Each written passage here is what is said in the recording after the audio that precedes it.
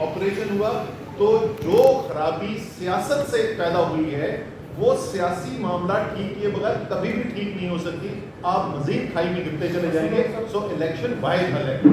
صاحب یہ بتائیے گا، آپ نے بڑے یقین کے ساتھ ڈیفینٹ ٹرمز میں کہا کہ اگلے ہفتے پاکستان کی سیاست کی صنف کا تعین ہونے جا رہا ہے.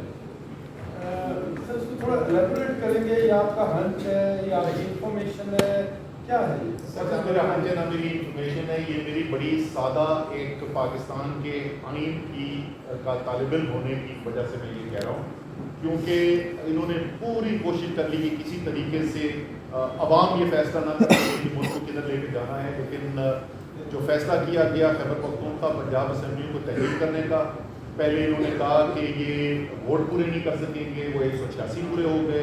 پھر انہوں نے کہا پرویز الہی نہیں تحلیل کرے گا، پرویز الہی کی تحلیل کر دی اسمبلی، خیبر پختونخوا تحلیل ہو گئی.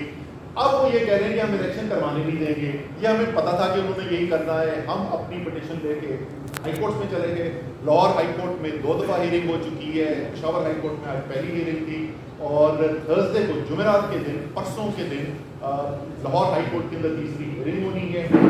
جیسے جج صاحب نے خود کہا تھا پچھلی دفعہ، اس میں کوئی بڑا آئینی سوال موجود نہیں ہے، واضح حقائق ہیں.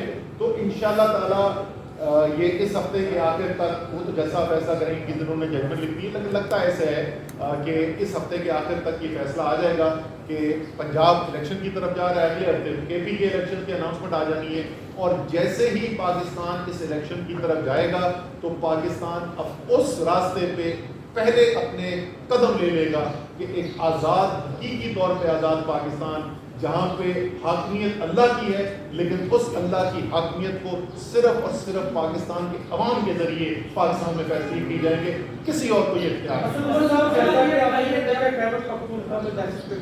جیسے وہ ایک موقع ملا ہے تحریک انصاف کو مل بیٹھ کے اے پی سی میں اپنا موقف سامنے لانے کا، تو یہ بہترین موقع ہے. کیا اس سے فائدہ اٹھائیں گے؟ آخر کیوں نہیں جا رہے؟ ذرا تفصیل سے بتائیے گا اے پی سی میں وجہ کیا ہے؟ اچھا، پہلے تو ان سے بولے امپورٹنٹ گورنمنٹ سے بھی ایک فیصلہ کر لیں کہ ہم دہشت گرد ہیں یا نہیں ہیں.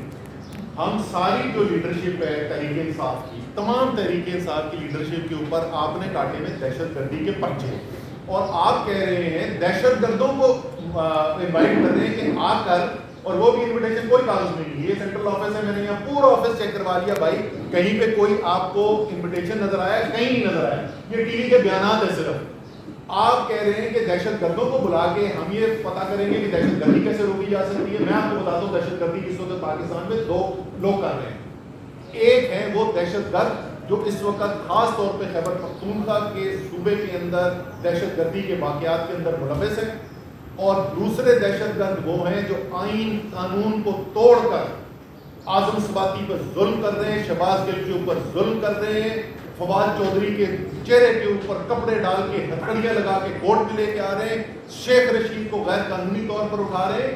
تو جناب دہشت گردی اگر آپ نے ٹھیک کرنی ہے تو سب سے پہلے یہ دہشت گرد جو اس وقت حکومتی نظام چلا رہے ہیں، سب سے پہلے تو ان کو اس نظام پہ سے اتارے نا، پھر دوسرے جو دہشت گرد ہیں ان سے بھی مقابلہ کیا جائے گا. اور اس صرف یاد دلانے کے لیے 3.5 سال عمران خان کے ہوتے ہوئے نہ کوئی ڈرون حملے ہو رہے تھے، نہ بڑی دہشت گردی کی وارداتیں ہو رہی تھی، ملک کے اندر امن تھا اور ملک خوشحالی کی طرف جا رہا تھا. صاحب لوگوں کے ساتھ اسپیکر قومی اسمبلی کی جانب سے پاکستان تحریک انصاف کے ایم ایل اے منظور کیے گئے ہیں. اطلاع ہے کہ مرکزی 70 سیٹوں کی جو منظوری ہوئی ہے، اس حوالے سے کیا آپ عدالت سے رجوع کر رہے ہیں؟ اور دوسرا یہ کہ اسلام آباد میں جو ضمنی انتخابات ہونے جا رہے ہیں، اس میں آپ کے کوئی کینڈیڈیٹ ہوں گے جو پہلے کے اور کس کو آپ اتنی ویٹنگ دے رہے ہیں؟ اس کی بھی الیکشن کمپین آپ کس طرح کریں گے جس طرح جنرل الیکشن کی ہے؟ دوسرے والا جو آپ کا سوال ہے کہ اسلام آباد میں کیا کینڈیڈیٹ وہی ہوں گے؟ جی وہی 3 کینڈیڈیٹس ہوں گے. ابھی میں 2 بجے جاؤں گا اپنے کاغذات جمع کرانے کے لیے، اور بڑی مشکل سے کسی الیکشن میں آئے ہیں. یہ تو ہر الیکشن سے بھاگے ہوئے. اسلام آباد کے لوکل گورنمنٹ کے الیکشن کا آرڈر ہائی کورٹ کا آرڈر ہوا ہوا، ووٹر وہاں پہ موجود، تحریک انصاف کا ورکر وہاں پہ موجود، میڈیا وہاں پر موجود، اور یہ ادھر سے بھاگ گئے تھے. تو اب آپ کے ذریعے میری ان سے درخواست صرف یہ ہے کہ یار ہونا نہ جانا، ٹھیک ہے نا؟ اب آؤ میدان کے اندر تو کم سے کم آ کے مقابلہ تو کرو نا.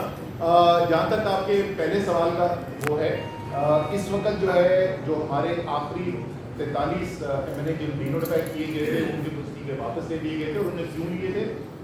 کیونکہ सुप्रीम कोर्ट के अंदर हमारी हियरिंग गई, सुप्रीम कोर्ट के अंदर कोर्ट ने भी हमसे ये कहा कि जी आप दोबारा रिकंसिडर करें कि आपको तो कोर्ट के अंदर असेंबली के अंदर होना चाहिए। उसके बाद मुशावरत हुई और चेयरमैन इमरान खान ने ये ऐलान किया कि हम असेंबली में लीडर ऑफ अपोजिशन की पोजीशन वापस लेना चाहते हैं। उस फैसले की बुनियाद को ऐलान कर दिया गया। उस ऐलान को करने के बाद ये इस्तीफे वापस लिए गए थे और वो स्पीकर जो कह रहा था कि जब तक मैं इंफरादी तौर पर मिलना जो लोगों से कानून की लवाजमात पूरे नहीं होते, उसी स्पीकर ने बगैर किसी से मिले हुए इस्तीफे मंजूर कर दिए। तो मेरे ख्याल में कानूनी तौर पे जो स्पीकर साहब ने किया है, जो पहले किया था इस्तीफे नामंजूर करके, वो भी कानून की खिलाफ वर्जी थी और जो अब किया है वो भी कानून की खिलाफ वर्जी है, क्योंकि इनका कोई काम कानून की बुनियाद पे होता ही नहीं। इनके सारे फैसले जो है अपनी जाती सियासत की बुनियाद पे होते हैं। बहुत शुक्रिया।